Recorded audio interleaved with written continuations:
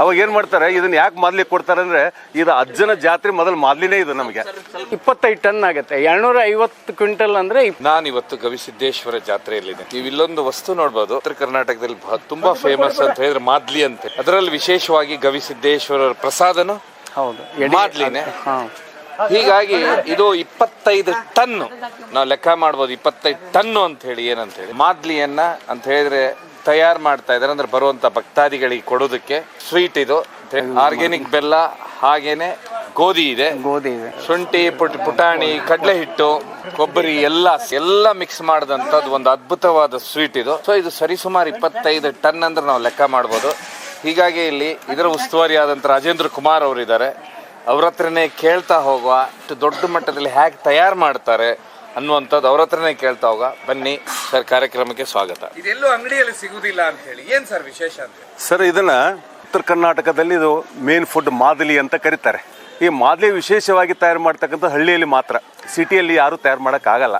ಯಾಕಂದ್ರೆ ಈಗಿನವರು ಎಲ್ಲ ನಿಮ್ಗೆ ಗೊತ್ತಿದ್ದ ವಿಶೇಷವಾದ ಸ್ವೀಟ್ಗಳನ್ನೇ ಬೇರೆ ತಿಂತಾರೆ. ಇದು ನಾವು ಅವಾಗೆಲ್ಲ ಸಣ್ಣವರಿದ್ದಾಗ ನಮ್ಮ ತಾಯಿ ಹಳ್ಳಿಯಲ್ಲಿ ಜಾತ್ರೆ ಇದು ಪ್ರತಿಯೊಂದು ಇದು ಕಾರ್ಯಕ್ರಮದಲ್ಲಿ ನಾವು ಅವಾಗೆಲ್ಲ ಜಾತ್ರೆ ಬರೀ ಬಂಡಿಯಲ್ಲಿ ಬರ್ಬೇಕಾದ್ರೆ ಮಾದ್ಲಿ ಕಟ್ಕೊಂಬರ್ತಿದ್ರು. ಇದು ಮಾದ್ಲಿಯನ್ನು ತಯಾರು ಮಾಡ್ಬೇಕಾದ್ರೆ ಅದನ್ನ ಸ್ವಲ್ಪ ಗೋಧಿ ಹಿಟ್ಟಿನಿಂದ ರೊಟ್ಟಿ ಮಾಡೋದು. ಇದನ್ನ ದಪ್ಪ ರೊಟ್ಟಿ ಮಾಡಿ ಆ ರೊಟ್ಟಿಯನ್ನು ಒಂದು ಜಾಲ್ರಿಗೆ ಹಾಕಿ ಹೆಜ್ಜುತ್ತಿದ್ರು ಅದನ್ನ. ರೊಟ್ಟಿ ಇದು ಗೋಧಿ ರೊಟ್ಟಿ ಮಾಡ್ತಾರೆ ದಪ್ಪಗೆ ಮಾಮೂಲಿ ತರ ಅದು ದಪ್ಪಾಗಿರ್ತೈತೆ. ಅದು ಆ ರೊಟ್ಟಿ ಬೇಯಿಸ್ತಾರೆ. ಬೇಯಿಸಿದ ಮೇಲೆ ಅದು ಒಳ್ಳೆ ಇದಾದಾಗ ಹೆಜ್ಜುತ್ತಾರೆ ಸರ್. ಈ ಟೈಪ್ ಬರಂಗೆ, ಈ ತರ ಉದುರು ಬರಂಗೆ, ಈ ಟೈಪ್ ಉದುರು ಬಂದಾಗ ಆಮೇಲೆ ಏನ್ ಮಾಡ್ತಾರೆ ಸರ್, ಇದಕ್ಕೆ ಬೆಲ್ಲವನ್ನ ಆ್ಯಡ್ ಮಾಡ್ತಾರೆ. ಬೆಲ್ಲ ಅಂದ್ರೆ ಹೆಂಗೆ, ಮತ್ತೆ ಅದನ್ನ ಕಲಸೋದಿಲ್ಲ, ಅದನ್ನ ಪೌಡರ್ ಮಾಡ್ತಾರೆ. ಬೆಲ್ಲನ ಪೌಡರ್ ಮಾಡಿ ಎರಡು ಹದಕ್ಕೆ ಹಾಕಿ ಈ ಪುಟಾಣಿಗಳು ಮತ್ತು ಉಳಿಕಿದ ಇನ್ಗ್ರೀಡಿಯೆಂಟ್ ಎಲ್ಲ ಸೇರಿಸ್ತಾರೆ ಇದಕ್ಕೆ. ಅವಾಗ ಇದು ಮಾದ್ಲಿ ತಯಾರಾಗುತ್ತೆ. ಈ ಮಾದ್ಲಿ ಸರಿಯಾಗಿ ಇಟ್ಕೊಂಡ್ರೆ ಒಂದು ತಿಂಗಳವರೆಗೂ ತಿನ್ಬೋದು ನಾವು ಇದನ್ನ. ಬಾಣಂತಿಯರು ಮತ್ತೆ ವಯಸ್ಸಾದಂತವರು ಸರ್, ಇದರಲ್ಲಿ ಹೈ ಎನರ್ಜಿ ಇರ್ತದೆ ಸರ್. ಇದರಲ್ಲಿ ಮಾದ್ಲಿಯಲ್ಲಿ ಎನರ್ಜಿ ಫುಡ್ ಇದು ಆಕ್ಚುಲಿ. ಈ ಇದರಲ್ಲಿ ಏನಿದೆ, ಗೋಧಿ ಅನ್ನೋದು ಒಂದು ಜವಾರಿ ಗೋಧಿಯನ್ನು ನಮ್ಮ ಹಳ್ಳಿ ಬೆಳ್ತಿದ್ರು. ಈಗೆಲ್ಲ ಹೈಬ್ರಿಡ್ ಬಂದ್ಬಿಟ್ಟಿದೆ ಗೋಧಿ. ಇದನ್ನ ಹೆಣ್ಮಕ್ಳಿಗೆ ಉಂಡೆಗಳನ್ನ ಕಟ್ಟಿ ಪ್ರೆಗ್ನೆಂಟ್ ಆದವರಿಗೆ ಅದಕ್ಕೆ ಒಂದೊಂದು ಸ್ವಲ್ಪ ಕಟ್ಟರೆ ಒಳ್ಳೆ ಹಸು ಆಗೋದಿಲ್ಲ. ಇದಕ್ಕೆ ಚೆನ್ನಾಗಿ ಮತ್ತು ಡೈಜೆಷಬಲ್ ಫುಡ್ ಇದು. ಅದಕ್ಕೋಸ್ಕರ ಇದನ್ನ ಹೆಚ್ಚಾಗಿ ಮನೆಯಲ್ಲಿ ಹೆಣ್ಮಕ್ಳಿಗೆ ಉಂಡೆ ಥರ ಮಾಡಿ ಕಳ್ತಾರೆ.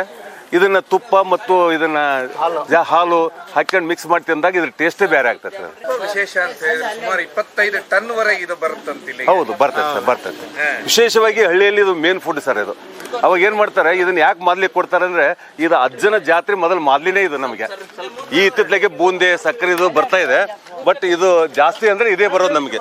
25ಕ್ಕಿಂತ ಹೆಚ್ಚು ಬರ್ಬೋದು ಹೊರತು ಕಮ್ಮಿ ಬರಲ್ಲ ಸರ್ ಇದು. ಯಾಕಂದ್ರೆ ನಾವು ಜಾಸ್ತಿ ಯಾಕೆ ತರಿಸಲ್ಲ ಅಂದ್ರೆ ಸರ್, ಇದರಲ್ಲಿ ಮಾಯಿಶ್ಚರ್ ಕಂಟೆಂಟ್ ಜಾಸ್ತಿ ಇದ್ದಾಗ ಒಂದ್ಸಲ ಜಾಸ್ತಿ ಹೋಗ್ಲ ಅಂದ್ರೆ ಬೂಸ್ಟ್ ಬರೋ ಚಾನ್ಸಸ್ ಭಾಳ ಇರ್ತೈತಿ. ಗಾಳಿ ಆಡ್ಬೇಕು ಇದಕ್ಕೆ. ಚೆನ್ನಾಗಿ ಗಾಳಿ ಆಡ್ತಂದ್ರೆ ಎಷ್ಟು ದಿನ ರೀಟ್ ತಿನ್ಬೋದು ನಾವು. ಅದಕ್ಕೋಸ್ಕರ ಜಾಸ್ತಿ ಮಾದ್ಲಿಗೆ ಅಜ್ಜವ್ರ ಆದ್ಯ ಕೊಡೋದಲ್ರಿ ಇದಕ್ಕೆ. ಅದಕ್ಕೋಸ್ಕರ ಏನ್ ಮಾಡ್ತಾರೆ, ಮಾದ್ಲಿ ಎಷ್ಟು ತರಬೇಕು ಅಷ್ಟೇ ತರ್ರಿ ಅಂತ ಹೇಳ್ತಿರ್ತಾರೆ ಜಾತ್ರೆ. ಆದ್ರೆ 2-3 ದಿವಸದಲ್ಲಿ ಖಾಲಿ ಹೋಗ್ಬಿಡುತ್ತೆ. ಆಗುತ್ತೆ ಸರ್, ಮ್ಯಾಕ್ಸಿಮಮ್ ಆಗುತ್ತೆ. ನಾಳೆ ಬಂದು ನೋಡಿದ್ರೆ ನಿಮ್ಗೆ ಇದು ಖಾಲಿ ಆಗ್ತದೆ. ಆ ತರ ಪ್ರೊಟೆಕ್ಷನ್ ಇರಿಬಿ ಬರ್ಲಾರ್ದಂಗೆ, ಆಮೇಲೆ ಗಾಳಿ ಆಡಂಗಿದೆ.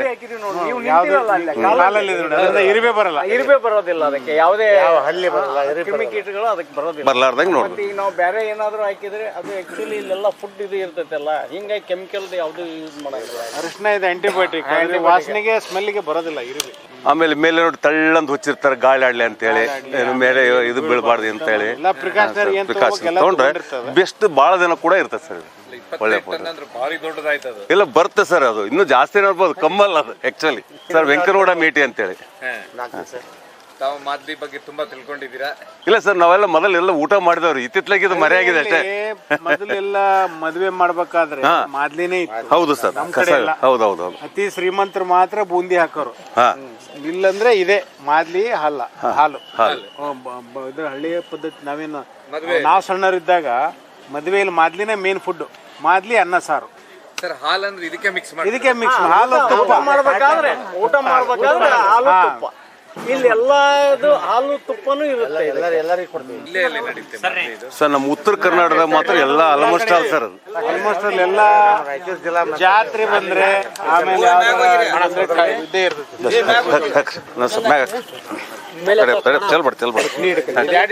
ಸರ್ ಹಳ್ಳಿಯಲ್ಲಿ ವಿಶೇಷವಾಗಿ ಎಲ್ಲಾ ಜಾತ್ರೆ ಇರ್ತವೆ, ಎಲ್ಲಾ ಜಾತ್ರೆಯಲ್ಲಿ ಇದೇ ಇರ್ತದೆ. ಇದೆಲ್ಲ ಹಳ್ಳಿಯಿಂದ ಈಗ ಬರ್ತಾ ಇರೋದು. ಹೌದು ಹೌದು ಸರ್, ದಾನಿಗಳು ಸರ್ ಎಲ್ಲ ಭಕ್ತರ ಕೊಡೋದೇನಿಲ್ಲ.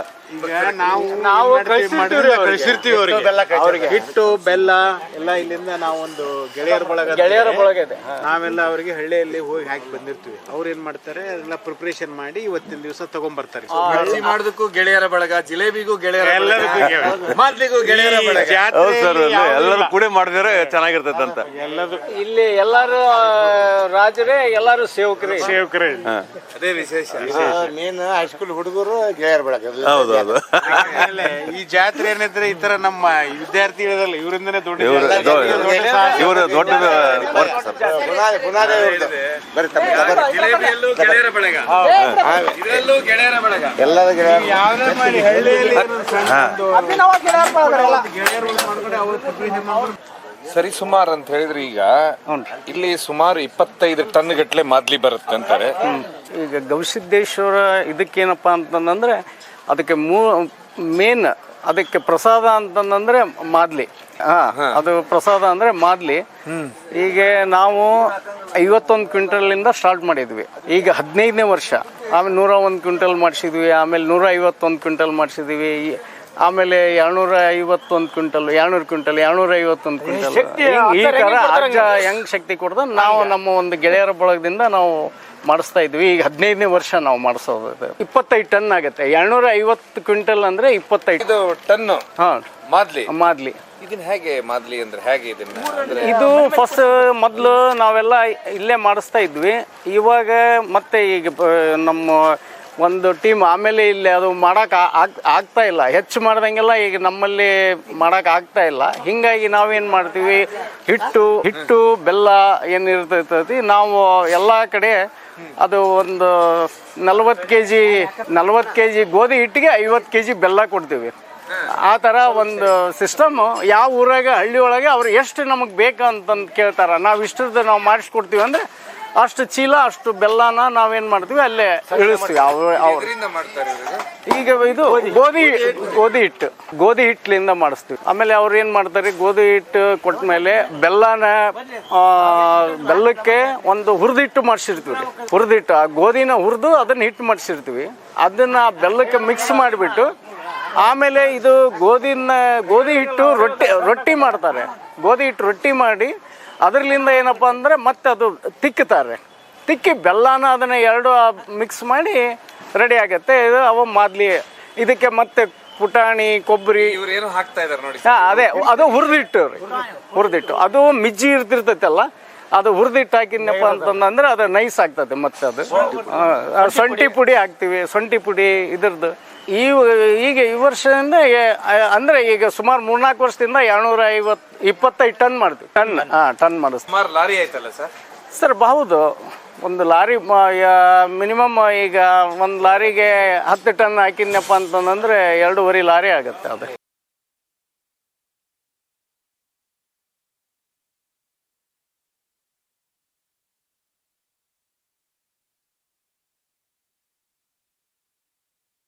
ಈಗಾಗಲೇ 20 ಲಕ್ಷ ರೊಟ್ಟಿ. ಇದೆಲ್ಲದಕ್ಕಿಂತ ವಿಶೇಷವಾಗಿ ಈ ಬಾರಿ ಗಮನ ಸೆಳೆದಿದ್ದಂದ್ರೆ ಜಿಲೇಬಿಲಿ. ಇದು ಜಿಲೇಬಿ ಸರಿಸುಮಾರು 1 ಟನ್ ವರೆಗೆ ಜಿಲೇಬಿ ಮಾಡ್ತಾ ಇದ್ದಾರೆ. ಸೊ ಹೀಗಾಗೇನೆ 15 ಲಕ್ಷ ಜನ ಅಂದ್ರೆ 50 ಕ್ವಿಂಟಾಲ್ ಮೈದಾನೆ ಬಂದ್ಬಿಟ್ಟಿದೆ. 1 ಟನ್ ವರೆಗೆ ಜಿಲೇಬಿ ತಯಾರು ಮಾಡ್ತಾ ಇದ್ದಾರೆ. 20 ಲಕ್ಷ ರೊಟ್ಟಿ. ಆಮೇಲೆ ಸರಿಸುಮಾರು 1.5 ಇಂದ 2 ಟನ್ ರೈಸ್ ಮಾಡ್ತಾ ಇದ್ದಾರೆ.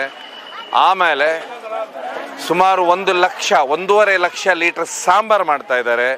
ಇದೆಲ್ಲದಕ್ಕಿಂತ ಹೆಚ್ಚಾಗಿ ಲಕ್ಷಾಂತರ ಜನ ಸೇರ್ತಾ ಇದ್ದಾರೆ.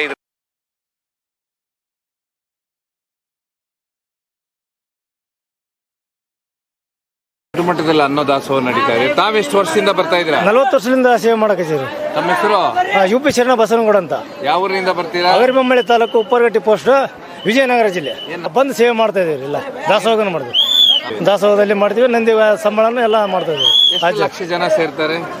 ಈಗ ಮೊದಲೆಲ್ಲ ಒಂದು 4-5 ಲಕ್ಷ ಆಗುತ್ತೆ. ಈ ವರ್ಷ ಜಾಸ್ತಿ ಆಗ್ಬೋದು ಸರ್. ಪ್ರತಿ ವರ್ಷ ವರ್ಷಕ್ಕಿಂತ ವರ್ಷ ಜಾಸ್ತಿ ಆಗುತ್ತೆ. ಕೊಡೋರು ಜಾಸ್ತಿ ಆಗುತ್ತೆ. ದಾಸೋಹ ಎಲ್ಲ ಹೆಂಗೆ ಆಸ್ತಿ ನಡೆಸ್ತಾನೆ ಹಂಗೆ ಮಾಡ್ತಾ ಹೋಗ್ತೈತೆ.